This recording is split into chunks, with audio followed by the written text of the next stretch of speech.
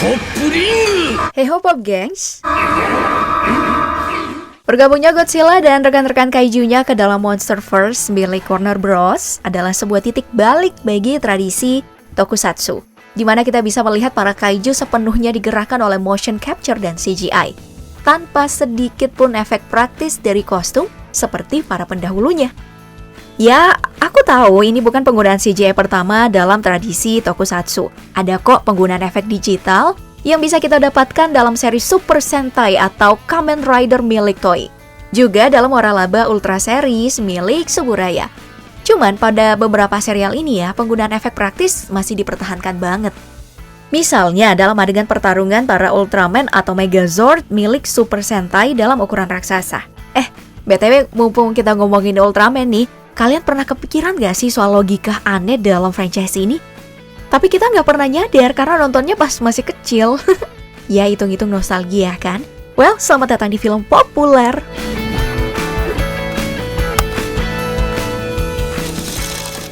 Kalau pakai hitungan Suburaya, Ultraman ini hitungannya udah 5 generasi kan ya? Heisei, Showa, Crisis, New Era, dan Reiwa. Nah, selama 5 generasi ini juga nih Ultraman baru terus bermunculan kan? Tapi pernah gak sih kalian melontarkan pertanyaan kritis ini ke teman-teman tongkrongan kamu nih? Ultraman, cara berkembang biaknya itu kayak gimana? Ini emang bukan jenis pertanyaan yang bakal kamu ajuin kalau nonton serial Ultraman pas masih anak-anak kan? Iyalah. Cuman kalau udah belajar soal biologi dan ngerti reproduksi itu, pasti dong pikiran kita bisa traveling kemana-mana pas nonton. Karena sorry aja nih, pasti pikiran kita udah mentok di norma kalau reproduksi itu mesti sel telur ketemu sama sperma. Nah, kalau Ultraman gimana tuh? Bingung kan? Apalagi di franchise Ultraman, karakter ultra female-nya dikit banget kan ya? Kalau berdasarkan data Ultra Fandom, cuman ada 23 karakter.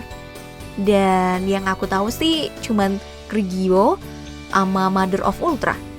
Ini rada ganggu aku nih sebagai seorang perempuan. Soalnya para karakter ultra female ini jarang banget dapat sorotan. Jadi kesannya kayak Ultraman tuh khusus buat anak cowok aja.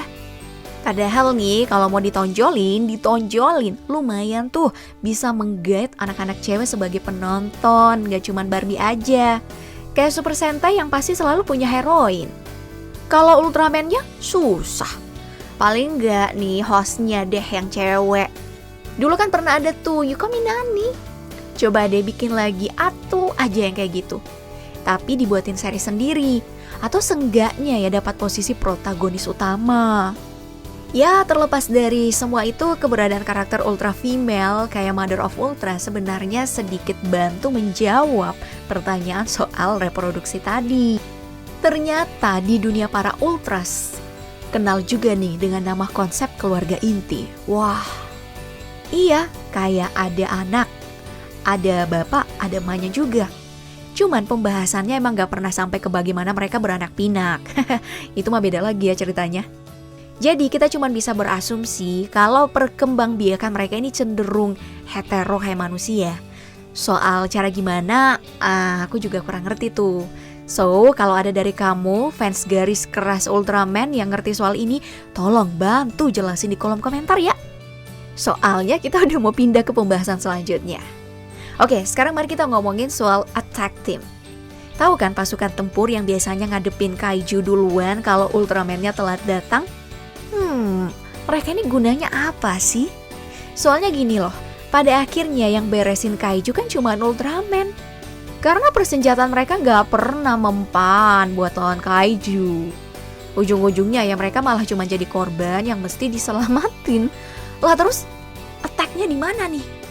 Oh iya, supaya Ultraman ada identitas penyamaran kali ya. Tapi kan bisa nyamar jadi yang lain. Jadi apa kayak penjaga toko gitu, atau jadi pengusaha, atau sultan. Adalah ribet. Mendingan nyinyirin yang ini nih.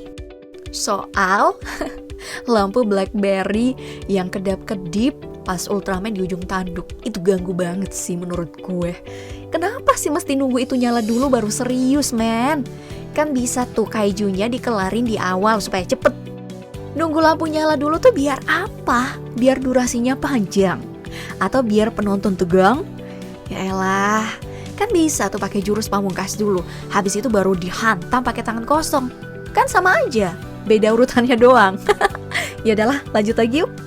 Kalau soal yang ini udah sering banget sih dibahas ya. Mulai dari fans, penonton mediocre, sampai pengamat pasti pernah bingung. Minimal sekali aja. Ini Ultraman, gak pernah diajarin sama mamanya buat ngomong bye-bye dulu kali ya. Apa-apa langsung main hantam aja. Karena gini, jangan sampai kaijunya ada masalah keluarga ya kan. Mungkin bisa dibantu, ini malah langsung disikat aja. Ini ada hubungannya sama karakter yang banyakan cowok kali ya. Jadinya baku hantam itu dianggap satu-satunya jalan keluar. Keluar kemana? Nah, kelakuan Ultraman yang kayak gini pada akhirnya jadi bikin stereotype di kalangan anak-anak. Kalau semua yang bad looking itu pasti jahat. Emang sih, ada waktunya juga nih kaiju sama Ultraman itu temenan. Dan jumlah kaiju yang baik dalam daftar Ultra fandom juga gak sedikit. Tapi karena yang ditampilkan dari kaiju banyakan jahatnya, jadinya yang baik-baik gak diinget. Padahal ya, Ultraman sama kaiju kan sama aja, sama-sama ngancurin kota. Tujuannya emang beda, tapi dampak dari tindakannya itu. Kamu ngerti kan maksud aku? Oke, kalau kamu gak ngerti, gini deh, aku kasih perbandingan. Kita ambil contoh dari franchise Avenger. Pas para hero berhasil ngalahin musuh di Age of Ultron, arena perang mereka di Sokovia hancur kan? Dan gegara kejadian itu, akhirnya banyak warga dan pejabat pemerintah yang protes. Terus ngusulin supaya para superhero dibuatin aturan biar gak seenaknya. Ini wajar dan realistis banget kan? Soalnya manusia kalau merasa terancam pasti nyari perlindungan. Dan selemah-lemahnya daya berlindung ke aturan. Nah, logika semacam ini gak berlaku ke Ultraman. Dia mah bebas aja mau ngancurin gedung sebanyak apapun. Asal ya alasannya buat ngelindungin bumi. Semua orang pada terima gitu aja. Sampai sini kamu udah bisa ngerti kan maksud aku apa?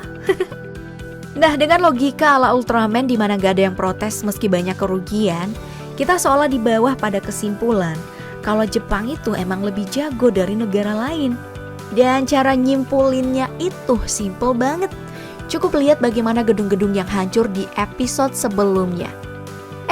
Bisa bagus lagi di episode selanjutnya. Luar biasa. Artinya apa? Dinas pekerjaan umum di Jepang itu lebih bagus dari Indonesia. Karena sigap, tangkas, dan gak pernah kehabisan sumber daya. Ya kan? Coba deh kamu bayangin, berapa banyak besi, semen, dan beton yang mesti dihabisin buat benerin kerusakan hasil pertarungan kaiju versus Ultraman. Rugi guys. Mungkin itu alasan ya kenapa pemerintahnya gak merasa terancam kayak di Avengers. Jadi Ultraman bebas-bebas aja ngerusak fasilitas umum. Sedangkan Avenger mesti dibatasi karena pemerintah Amerika gak sanggup benerin kerusakan yang tersisa dari pertarungan antara Avengers dan musuh-musuhnya. Makanya Tong, jadi hero mah ke Jepang aja, bebas. Ya, sebenarnya semua hal yang aku pertanyain ini bisa dipahami sejak awal sih. Logika dalam franchise Ultraman sengaja dibikin sesimpel mungkin karena memang sasaran penontonnya banyakkan anak-anak. Itulah sebabnya kita juga gak bakal nemu adegan sadis kayak ada darah atau bunuh-bunuhan yang biasanya ada di kebanyakan di film superhero. Jadi, poin-poin yang udah aku bilang sebelumnya gak usah diambil hati ya. Konten doang ini mah buat seru-seruan aja. Sampai jumpa di video selanjutnya. Bye.